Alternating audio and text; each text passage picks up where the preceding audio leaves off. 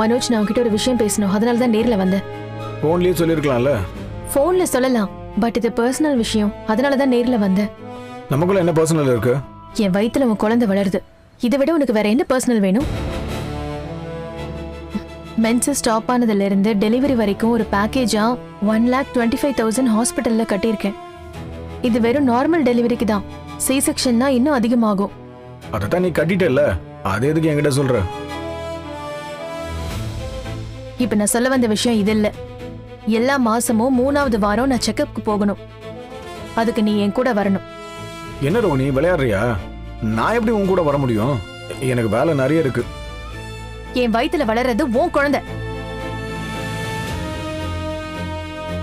அந்த அக்கறை, கவலை, பாசம் ஏதாச்சும் உனக்கு கொஞ்சமாவது இருக்கா?